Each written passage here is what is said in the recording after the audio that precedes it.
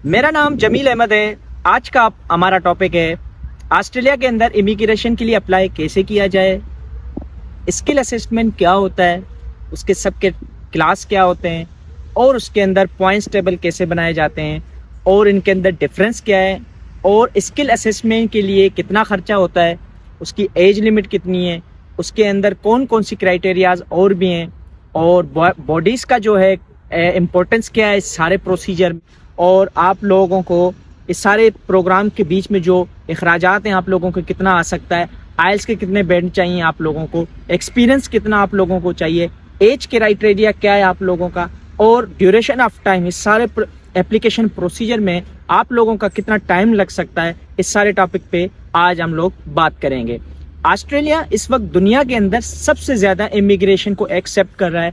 इस वक्त 2023 और 2024 इमिग्रेशन के लिए सबसे बेस्ट है और आप लोग अगर अप्लाई नहीं किया तो जल्द से जल्द अप्लाई कीजिए। टॉपिक पे डिस्कस करने से पहले अगर आपने मेरा चैनल सब्सक्राइब नहीं किया तो ज़रूर सब्सक्राइब कीजिए। ऑस्ट्रेलियन इमिग्रेशन के लिए जो सबसे इम्पोर्टेंट चीज़ है वो है स्किल असेसमेंट।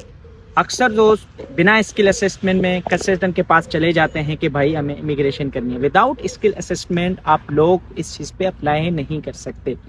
स्किल असेसमेंट क्या चीज़ है? स्किल असेसमेंट वो है कि भाई आपने अगर कोई भी आपका एक्सपीरियंस है, आप लोगों ने कोई भी एजुकेशन हासिल की है किसी भी कंट्री के अंदर, तो ऑस्ट्रेलियन गवर्नमेंट क्या करती है, उनके पास डिफरेंट बॉडीज़ मौजूद होती हैं जो आप लोगों को एक्सपीरियंस को चेक करते हैं, आप लोगों को एजुकेशन को देखती हैं और सारे चीज़ों को देख के देन फैसला करते हैं कि आप इस चीज़ के एलिजिबल हैं या नहीं है। वो किसी भी कंट्री के किसी भी बॉडी किसी भी इदारे के ऊपर ट्रस्ट नहीं करते, उन लोगों के एक अपना क्राइटेरिया मौजूद है। अच्छा, स्किल असेसमेंट के लिए लोगों को सबसे पहले ये जानना ज़रूरी है कि आप लोगों का एनजो कोड कौन सा है। भी ऐसी फील्ड हैं जो सॉफ्टवेयर इंजीनियर, मैकेनिकल इंजीनियर हो गए या जियोग्राफी वाले हो गए, डॉक्टर्स के लिए 110 कोड है, इंजीनियर सॉफ्टवेयर इंजीनियर के लिए 205 कोड है। लाइक इस तरह से उन लोगों ने कोड दिए हुए हैं। आप लोगों को जो इनविटेशन मिलेगा इमिग्रेशन में अप्लाई करने के लिए, जो आपकी नॉमिनेशन आएगी वो उस कोड के बुनियाद पे होगी। ऑस्ट्रेलियन इमिग्रेशन को समझने के लिए पहले आप लोगों को इसकी सब क्लास को समझना जरूरी है। आइए इस चीज को डिटेल में समझने की कोशिश। सबको पता है कि भाई ऑस्ट्रेलिया वर्क वीज़ा और पीआर के लिए हमें पॉइंट्स चाहिए होते हैं कम से कम 65। उस 65 पॉइंट्स को कैसे पूरा किया जाए उसके ऊपर हम डिस्कस करेंगे सबसे पहले। देन हम वेबसाइट के ऊपर जाएंगे, एनजो कोड और आप लोगों को अथॉरिटीज़ बॉडीज़ हैं उनके बारे में जानने की कोशिश करेंगे। उसके बाद हम ये जानने की कोशिश करेंगे कि हमें स्किल असेसमेंट अपनी कैसे करनी है और स्किल असेसमेंट पॉजिटिव आने के बाद एक्सप्रेशन ऑफ इंटरेस्ट को कैसे सबमिट करना है। देन आप लोगों का थोड़ा बहुत मैं आइडिया दूंगा कि उसके बाद कौन कौन से स्टेप्स हैं। आप लोगों को 65 पॉइंट्स चाहिए कम से कम, तो हम यहाँ पे सिंपल लिखेंगे स्किल असेसमेंट्स ऑस्ट्रेलिया, उसके साथ लिखेंगे पॉइंट्स टेबल कैलकुलेटर और समथिंग, कुछ भी आप लिखेंगे। ये आ गया हमारे पास पॉइंट्स कैलकुलेटर। अच्छा, ये इसको क्लिक करेंगे। क्लिक करने के बाद हमारे पास ये पॉइंट्स कैलकुलेटर इमिग्रेशन किसी भी आप वेबसाइट से ये हासिल कर सकते हैं, इसका कोई बड़ा मसला नहीं है। ये हमारे पास पॉइंट्स कैलकुलेटर आ गया। पॉइंट्स कैलकुलेटर को समझने के लिए सबसे पहले हम किसी भी आप वीज़ा में इंटरेस्टेड हैं, हम आगे जाके डिस्कस करेंगे हमें कौन से वीज़ा के लिए अप्लाई करना है, कौन सी मोस्टली वीज़ा के लिए जो पॉइंट्स टेबल है वो सेम ही है, थोड़ा बहुत डिफरेंस है, ज़्यादा नहीं है। जैसे 188 बिजनेस इनोवेशन है वो थोड़ा सा चेंज है, बाकी मोस्टली सेम ही है, थोड़ा बहुत डिफरेंस है, ज़्यादा डिफरेंस नहीं है। हम लोग सिंपली 491 पे आएंगे, वो इसलिए कि ये मेरा जो पूरा वीडियो है वो 491 पे है। इस चीज़ को समझने के लिए आपको ये वीडियो आगे तक देखना ज़रूरी है कि मैं 491 क्यों सेलेक्ट कर रहा हूँ। इसको क्लिक करने के बाद ये सारी डिटेल आ गए हमारे पास। 491 के लिए हमें स्किल असेसमेंट 491 को समझने के लिए हम पॉइंट्स टेबल पे लगाएंगे, points table for skilled worker regional. So नीचे आएंगे हम लोग, इसको थोड़ा ओवरव्यू कर लेते हैं। अच्छा, एज, सबसे पहले इन चीज़ों को समझने के लिए आप एक पेज और एक पेन उठाएं, आप लोग अपने पॉइंट्स जो हैं कैलकुलेट करें। अगर आपके 65 पॉइंट बनते हैं तो आप इस चीज़ के लिए अप्लाई कर सकते। वो लोग जिनके 65 पॉइंट्स नहीं बनते, ये वीडियो उनके काम का नहीं है। अगर आप लोग 18 से 25 साल तक हैं तो आपके 25 पॉइंट बनते हैं। अगर 25 से लेके 33 ईयर्स तक हैं तो 30 पॉइंट्स बनते हैं। जैसे अभी मेरा जो एज है वो 29 ईयर्स है तो मेरे पॉइंट्स बनते हैं 30। अब मैं अपने 30 पॉइंट्स कैलकुलेट कर रहा हूँ। उसके बाद हम आते हैं इंग्लिश। ये कैसे आप लोगों को आपको पता लगाना लाजिम होगा। आप लोग आइल्स टेस्ट स्कोर दें, आप लोग पीटीई दें या आप लोग टॉफिल दें, हर किसी का एक अलग क्राइटेरिया है। मगर आप लोगों को मैं जैसे अभी आइल्स का मैं बता देता हूँ। अगर आइल्स में आप लोगों के 6 बैंड हैं तो आप इस कैटेगरी में आएंगे, आप उसको गूगल कर सकते हैं। अगर पीटी दे रहे हैं तो आप उसको भी गूगल कर सकते हैं। 6 बैंड के साथ आपके 0 पॉइंट्स बनते हैं। और प्रोफेशन में अगर आपके 7 बैंड है तो आप 10 पॉइंट खुद को देंगे। सुपीरियर में इंग्लिश में आपके 8 बैंड है तो आप उसको अपने आप को 20 पॉइंट दे सकते हैं। अच्छा, इस वक्त मेरे पास जो बैंड है वो 6.5 बैंड है, मेरे 7 बैंड पूरे नहीं है, तो मेरे पास जो पॉइंट्स बने वो 0 बने, इसमें मुझे कोई पॉइंट नहीं मिला। तो अभी तक मेरे जो पॉइंट्स हैं वो 30 हैं। स्किल्ड एम्प्लॉयमेंट, मेरे पास जो एक्सपीरियंस है वो 5 साल का है, तो मेरे पास अभी 6ठा साल चल रहा है, तो मेरे पास 10 पॉइंट और बन गए। आप लोग अगर 3 साल तक कम एक्सपीरियंस है तो आपके 0 पॉइंट्स बनते हैं। 3 साल से 5 साल तक 5 पॉइंट बनते हैं। 5 से 8 10 पॉइंट बनते हैं। मेरे जैसे अभी 10 बने हैं तो अभी मेरे 40 हो गए। आप लोग अपना ऐसे कैलकुलेट करते जाएं। एटलीस्ट 8 ईयर्स तक आपका एक्सपीरियंस है तो आपके 15 पॉइंट बनते हैं। अगर ये वो क्राइटेरिया हैं जो अगर आप ऑस्ट्रेलिया के अंदर एम्प्लॉयमेंट कर रहे हैं तो ये वो हैं। ऑस्ट्रेलिया के अंदर 1 साल तक 0 पॉइंट है, और 1 से 3 साल तक 5 है, और 5 साल तक 10 पॉइंट है, 8 तक 15 पॉइंट है। इसको अपने 8 ईयर्स तक अगर एक्सपीरियंस है तो 20 पॉइंट। क्वालिफिकेशन आप अपना देखेंगे, अगर आप पीएचडी होल्डर हैं, डॉक्टर हैं, तो वो 20 पॉइंट है। और अगर आपके पास बैचलर की डिग्री है तो आपके 15 पॉइंट बनते हैं। मास्टर्स के भी 15 पॉइंट है, मगर रिसर्च बेस्ड मास्टर के 20 पॉइंट बनते हैं। ये याद रखना। अगर आप लोगों के पास कोई डिप्लोमा की डिग्री है, कोई भी एडिशनल डिग्री है, तो वो आपके सिर्फ 10 पॉइंट बनेंगे। अगर इस वक्त मेरे पास बैचलर की डिग्री है तो मुझे 15 पॉइंट और मिल गए, तो ये मेरे 55 पॉइंट्स बन गए। अगर आप लोगों की कोई भी है स्पेशल एजुकेशन रिसर्च बेस, आप लोगों की कोई मास्टर से कोई डिग्री है, मेरे पास कुछ भी नहीं है, आप लोगों के पास अगर कोई ऐसी डिग्री है तो आप 10 पॉइंट्स अपने ऐड कर सकते हैं। अच्छा, इसमें और भी अगर आएंगे, अगर आप लोगों ने ऑस्ट्रेलिया की कोई आपने डिग्री हासिल की हुई, ऑस्ट्रेलिया से आपकी एजुकेशन है, आप अपने एक्स्ट्रा 5 पॉइंट्स ऐड कर सकते हैं। प्रोफेशनल ईयर इन ऑस्ट्रेलिया, अगर कोई भी आपने प्रोफेशनल ईयर कोई जॉब किया है, कोई भी प्रोफेशनल काम किया है, आपके 5 पॉइंट्स और ऐड हो सकते हैं। ऑस्ट्रेलिया के स्टडी इन रीजनल ऑस्ट्रेलिया के किसी भी रीजनल एरिया में आपने स्टडी किया हुआ है तो वो 5 पॉइंट्स है। ये वो पॉइंट्स है जो ऑफशोर कंट्रीज़ वाले के लिए काम के नहीं है, मगर इनशोर जो ऑस्ट्रेलिया के अंदर मौजूद है ये उनके लिए काम के हैं। अच्छा, पार्टनर स्किल्स, अगर आप शादीशुदा हैं तो आपके पॉइंट्स नहीं काउंट होंगे। अगर आप शादीशुदा नहीं है तो आपके 10 पॉइंट्स आपको इजाफी मिल सकते हैं। तो मोस्टली लोगों के यहाँ पे 65 पूरे हो जाते हैं, पास यहाँ पे 10 पॉइंट्स नहीं मिलेंगे क्योंकि मैं शादीशुदा हूँ। अगर आप शादीशुदा हैं और आपके पार्टनर इंग्लिश आइल्स में वो बैंड पूरे हासिल कर रहे हैं और उसके साथ साथ उस वीज़ा के लिए एप्लीकेबल हो, उसकी असेसमेंट पूरी हो, तो उसको वो पूरे पॉइंट मिल जाएंगे। तो मेरे वाइफ के 7 बैंड आइल्स के हैं और वो स्किल असेसमेंट कर सकता है, तो हमारे यहाँ पे 65 बैंड्स बन गए। नॉमिनेशन, ये वो रीज़न है, ये वो 15 पॉइंट्स हैं। मुझे इस वक्त मेरे पास 65 पॉइंट्स हो गए, मगर मुझे और भी पॉइंट्स चाहिए क्योंकि कंपटीशन सख्त होता है। अच्छा, मेरे 55 पॉइंट थे, 10 पॉइंट मुझे अपने वाइफ की तरफ से मिले हैं, और 15 पॉइंट्स अगर आप ये देखेंगे ये वो पॉइंट है। ये 491 वीज़ा को मैंने सेलेक्ट करने का जो रीज़न है वो यही मैंने, अगर आप 190 सब क्लास में अगर मैं अप्लाई करता तो मुझे यहाँ पे 5 पॉइंट मिलते। उसकी वजह ये है कि ये एक रीजनल आपकी नॉमिनेशन है। आप किसी भी एक स्टेट अंदर आप काम कर सकते हैं, दूसरे स्टेट में आप काम नहीं कर सकते, सिर्फ आप लिमिटेड होंगे। इसलिए ऑस्ट्रेलियन गवर्नमेंट आपको एडिशनल वो स्टेट आपको 15 पॉइंट्स देता है। 65 और 15 80 हो गए, तो इस वक्त मैं अप्लाई कर सकता हूँ। अच्छा, इन सारे पॉइंट्स टेबल के अंदर जो मेन चीज़ें हैं वो आपके पास शुरू में होने लाजिम है। ये 15 पॉइंट आपको कब मिलेंगे? ये 15 पॉइंट आपको तब मिलेंगे जब आपकी नॉमिनेशन आए, स्किल असेसमेंट आने के बाद एक्सप्रेशन ऑफ इंटरेस्ट जब जमा करेंगे तब ये आपको 15 पॉइंट मिलेंगे, जब आपका एक्सप्रेशन ऑफ इंटरेस्ट एक्सेप्ट होगा। ये 15 पॉइंट आपको तब मिलेंगे। उसके बाद आप लोग इंग्लिश के लिए अपने पॉइंट्स कब शो करते हैं? इंग्लिश के लिए आपको स्किल असेसमेंट के टाइम पे कोई भी इंग्लिश का स्कोर नहीं चाहिए होगा, मगर स्किल असेसमेंट पॉजिटिव आने के बाद आपको एक सर्टिफिकेट प्रोवाइड करना होगा जिसमें आइल्स, पीटी, कोई भी टॉफिल, कोई भी रिक्वायर्ड टेस्ट जो यहाँ पे मौजूद है होगा वो आपको सबमिट करना है। ये वो चीज़ है जो आपको एक्सप्रेशन ऑफ इंटरेस्ट के टाइम सबमिट करना होगा। अब हम चलते हैं मेन चीज़ अपने वेबसाइट के ऊपर। लोगों ने गूगल पे लिखना है स्किल असेसमेंट, अपने सिंपल इनका ऑफिशियल वेबसाइट पे जाना है। अच्छा, स्किल असेसमेंट के लिए सबसे पहले मैंने आप लोगों को कहा था एनजो कोड आप लोगों को पता होना लाजिम है। सबसे पहले एंजो कोड के लिए हम क्या करेंगे, combined list of eligible skilled occupation. इसको सिंपली क्लिक किया मैंने, ऑक्यूपेशन लिस्ट आ गई पूरी हमारे पास। एलिजिबल स्किल ऑक्यूपेशन आपको ढूंढना है, आप सॉफ्टवेयर इंजीनियर हैं, आप केमिकल इंजीनियर हैं, आप डॉक्टर हैं, आप नर्स हैं, आप कोई भी ऑक्यूपेशन है, आप स्किल्ड वर्कर हैं, तो आप इस चीज़ में देख सकते हैं। ठीक है, अच्छा स्टार्ट करते हैं हम अपने सर्च पे। सर्च पे आपका जो भी फील्ड है, आपके कोई भी एक, फॉर एग्जांपल मैं केमिकल इंजीनियर हूँ मगर मुझे एक्सपीरियंस किस चीज़ पे है, एज अ केमिस्ट एक्सपीरियंस है, मैं यहाँ पे सिंपली केमिस्ट लिखता हूँ। यहाँ पे केमिस्ट के साथ आ गया बायोकेमिस्ट, तो मैं सिर्फ केमिस्ट चाह रहा हूँ। मैं केमिस्ट, एज अ केमिस्ट मैं कौन कौन सी वीज़ा में अप्लाई कर सकता हूँ। एज अ केमिस्ट मेरा जो कोड है वो है 234211, जो हमें ये अपने किसी भी कॉपी के अंदर लिखना है। ये मेरा एंजो कोड है। ये दो क्या चीज़ें हैं ये भी मैं आप लोगों को बाद में समझा देता हूँ। स्किल असेसमेंट के लिए बहुत सारे वीज़ा हैं।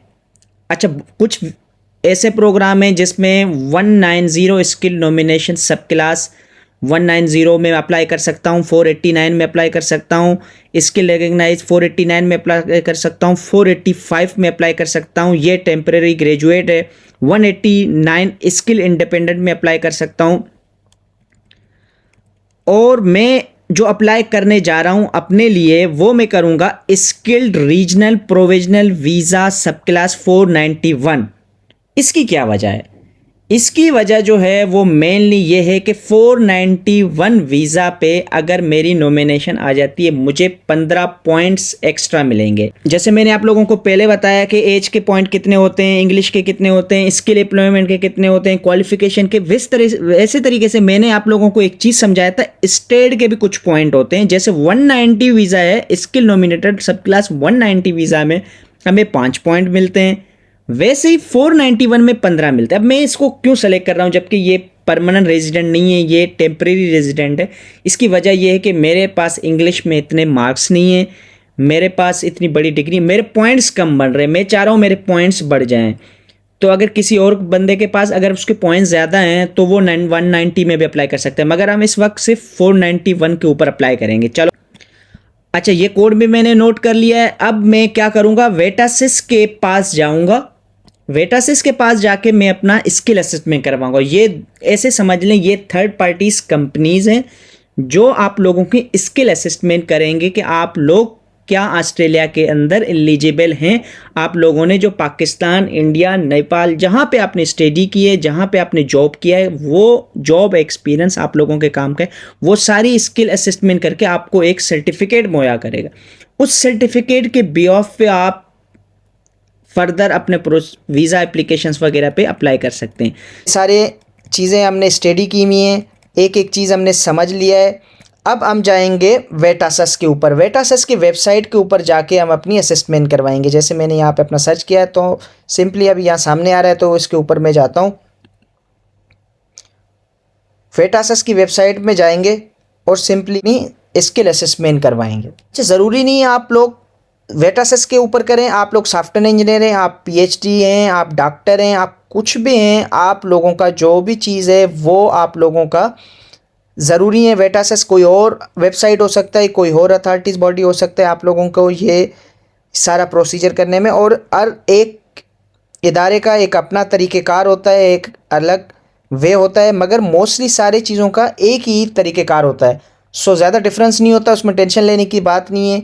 थोड़ा बहुत डिफरेंस होता है। हम अप्लाई ऑनलाइन में जाएंगे। सिंपली पहले हम ये चीज़ों को थोड़ा पढ़ लेते हैं। किस चीज़ के लिए हमें करना है? Skill assessment for general occupation करना है, स्किल असेसमेंट ट्रेड ऑक्यूपेशन करना है। आखिर हमें किस चीज़ में जाना चाहिए?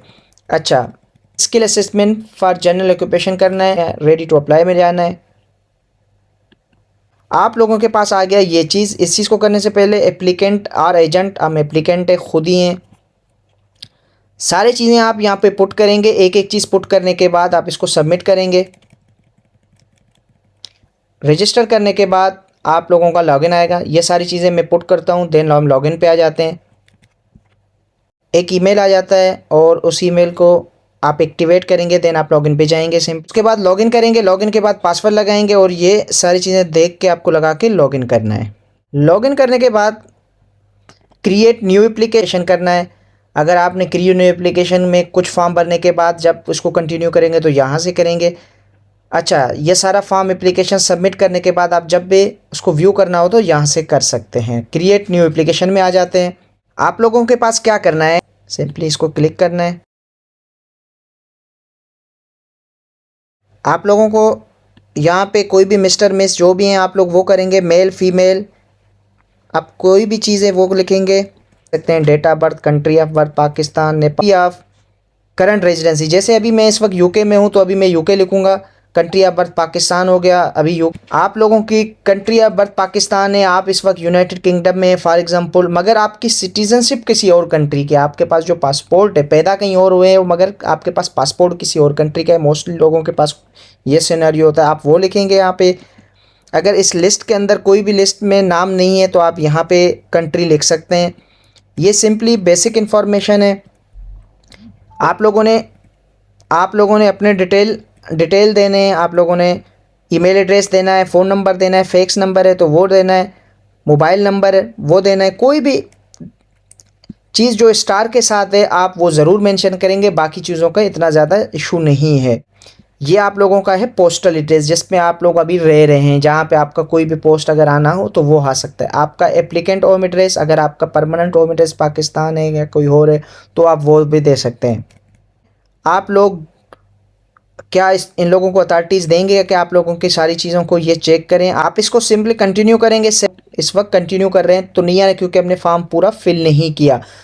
अच्छा, टाइम को बचाने के लिए मैं आप लोगों को सिंपली बता दूं कि कोई भी इसमें मुश्किल चीज़ नहीं है। आप जनरल ऑक्यूपेशन में जाएंगे, आप उसको फिलअप करेंगे। आपका एजुकेशन जो बैकग्राउंड है, कोई भी आप लोगों को ऐसी चीज़ें पूछेगा, जनरल एजुकेशन, टेरिटरी एजुकेशन, कोई भी इसमें मुश्किल चीज़ नहीं है। ऑक्यूपेशन डालेंगे, आपने जो जॉब किया, जो एक्सपीरियंस है आप लोगों को वो मेंशन करना है। आप लोगों की जो एजुकेशन है वो पूरी डिटेल आप लोगों से लेंगे, आप लोगों ने वो फिलअप करना है। डॉक्यूमेंट्स अपलोड करने हैं। डॉक्यूमेंट्स अपलोड करने के बाद रिव्यू एंड कंफर्म करेंगे। उसके बाद कुछ फ़ीस ये लोग पे कर आप लोगों से लेंगे। जैसे मैंने कहा कि ये सारे प्रोसीजर में $4000 तक आप लोगों का ख़र्चा आ सकता है। तो ये पेमेंट शेड्यूल होगा और पेमेंट करेंगे। आप लोगों के असेसमेंट कुछ वीक्स के अंदर आ जाएगी। उस असेसमेंट करने के बाद आप लोग एक्सप्रेशन ऑफ इंटरेस्ट में अप्लाई कर सकते हैं। देन ये सारा प्रोसीजर होने के बाद आप लोग फिर उसी वेबसाइट के अंदर जाएंगे, होम अफेयर्स के अंदर। स्किल असेसमेंट पॉजिटिव आने के बाद आप लोगों को क्या करना होगा, स्किल असेसमेंट जैसे पॉजिटिव आए तो आप लोगों को सबमिट यूर EOI। अच्छा, वहाँ इस स्टेप के बाद नेक्स्ट आप लोगों का स्टेप ये होगा। EOI क्या होता है, expression of interest. Expression of interest में आप लोगों को वो वीज़ा अप्लाई करना है जिसमें आप लोगों के पॉइंट्स ज़्यादा हों। 190 वीज़ा, 189 वीज़ा, 491 वीज़ा, इन सब के लिए मैं एक अलग से वीडियो बनाऊंगा।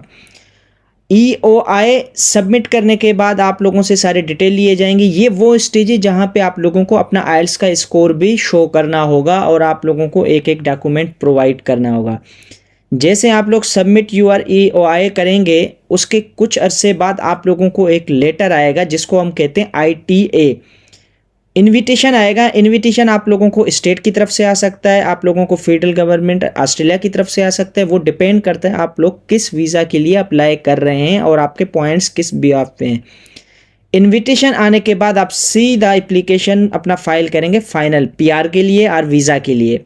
अगर आप 190 वीज़ा के लिए अप्लीकेबल हैं तो आप लोगों को सीधा PR के लिए अप्लाई करेंगे। अगर आप लोग 491 एक प्रोविंस के लिए, एक स्टेट के लिए एप्लीकेबल हैं तो आप लोग 491 वीज़ा के लिए अप्लाई करेंगे, जो टेम्परेरी PR जिसको हम कहते हैं उसके लिए अप्लाई करेंगे। तो दोस्तों से गुजारिश है, जिन लोगों का स्किल असेसमेंट जैसे पॉजिटिव आ जाए तो आप लोग मुझे कमेंट्स में बताइए। उसके बाद मैं अपना submit your EOI, invitation letter और वीज़ा पे एक अलग से वीडियो बनाऊंगा। मेरे साथ रहिए, दुआओं में याद।